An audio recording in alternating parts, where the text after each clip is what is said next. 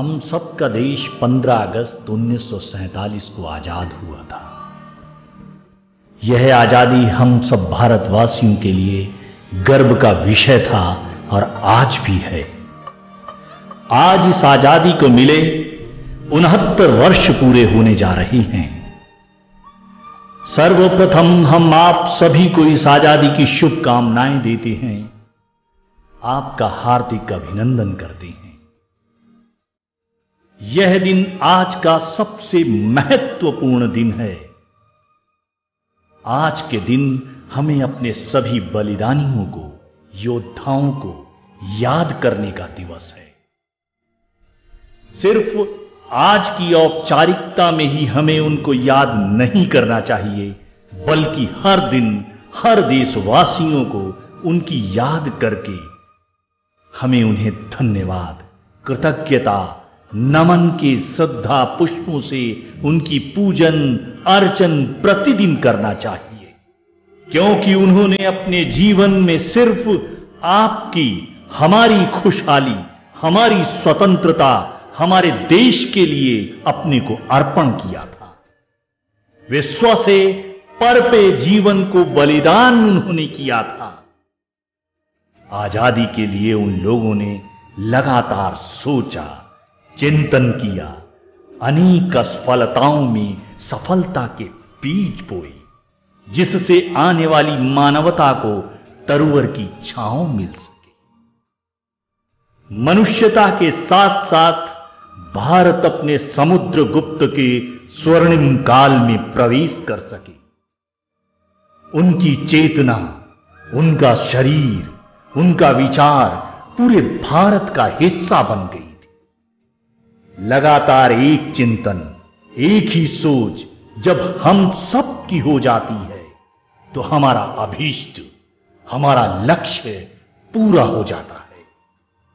जब इच्छा संकल्प का रूप लेती है, संकल्प के हवन में जब हम बलिदान को, कठिन परिश्रम की आहुतियां डालते हैं, तो उससे प्रकट होती है हमारी स्वतंत्रता, हमारी भारत देवी की आजादी। आइए हम उनका स्मरण करके स्वयं को पवित्र, स्वच्छ, निर्मल करें।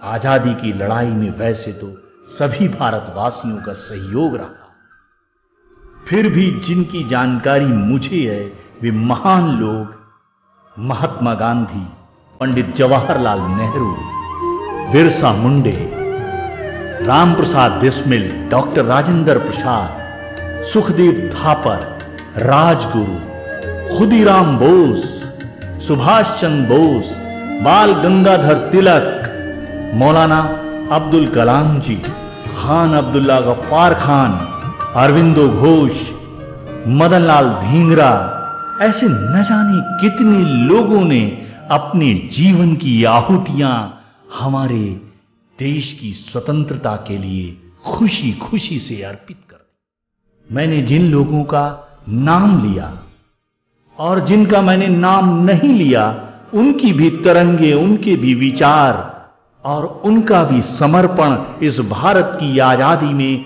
बराबर का ही है।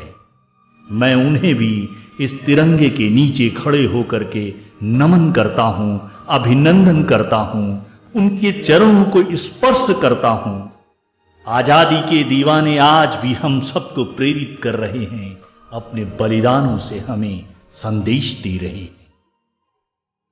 हम उन्हें कोटि कोटि वंदन करते हैं, जिन्होंने आखिरी सांस तक सपने नहीं छोड़े, संकल्प नहीं छोड़े।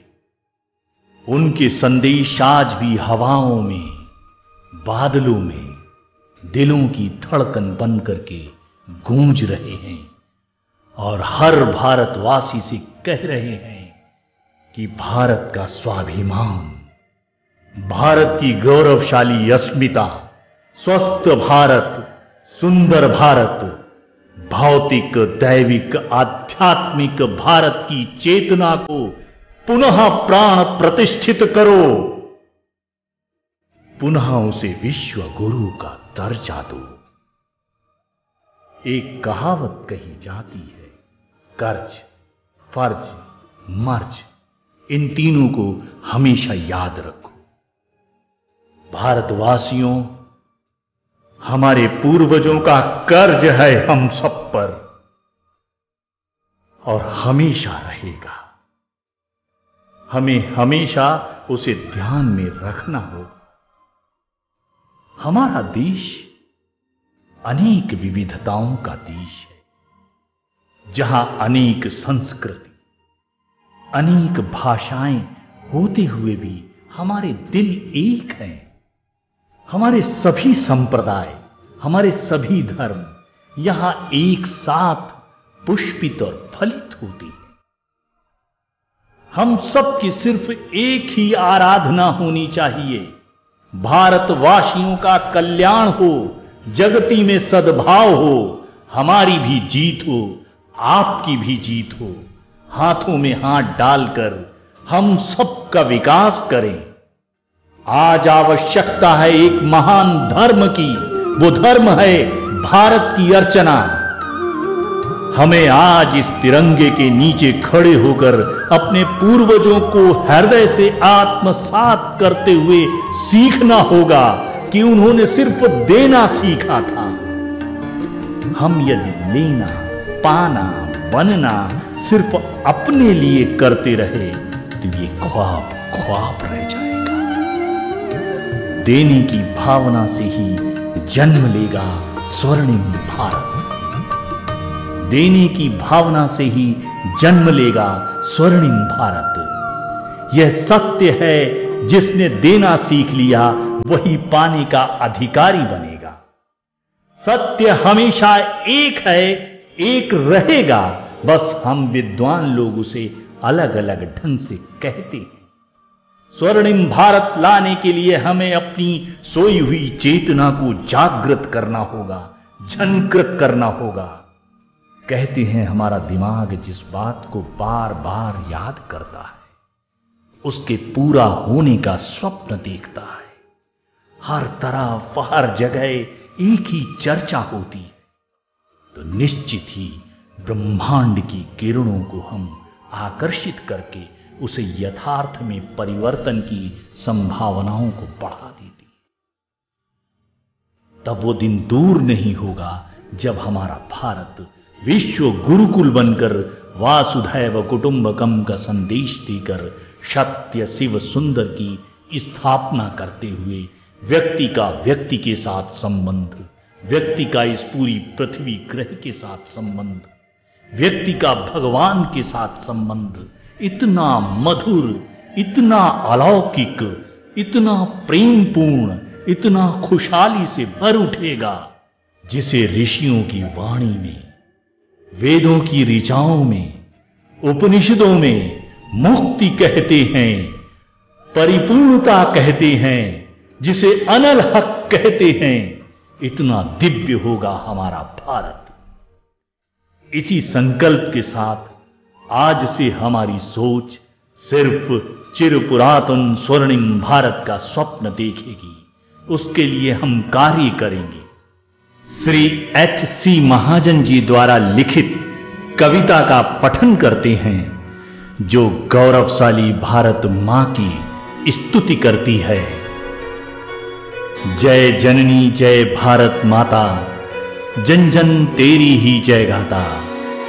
जिसने हमको जन्म दिया है, जिसने हमको जन्म दिया है, सुंदर वातावरण दिया है, जिसका माथा हिममंडित है, जिसका तनवन आच्छादित है, जिसकी नस नस में नदियां हैं, जिसके पग धोता सागर है। आओ इसको शीश झुकाएं, आओ मिल इसकी जय गाएं। जय जननी जय भारत माता, जन जन तेरी ही जय गाता। सत्य अहिंसा सहनशीलता, महाबोध है महावीरता। कर्म धर्म है दयाशीलता, कर्म धर्म है दयाशीलता। पर हितकारी वही वीरता। यही सीख भारत ने दी है, यही सीख भारत ने दी है। यही विरासत, यही निधि है। दीनहीन से नेह लगाएं, ऊंच नीच का भेद मिटाएं। आओ इसको शीश झुकाएं, आओ मिल इसकी जय गाएं। जय जननी जय भारत माता, जन जन तेरी ही जय गाता। एक समय था अपना भारत, सकल विश्व का विद्यालय था। सब धर्मों का, सब नस्लों का महामिलन था, संगम स्थल था। अपने बल कौशल से हम फिर इसका समुचित स्थान दिलाएं। सच सुंदर शिव सब में आगे, सच सुंदर शिव सब में आगे अपना हिंदुस्तान बनाएं। आओ इसको शीश झुकाएं, आओ मिल इसकी जय गाएं।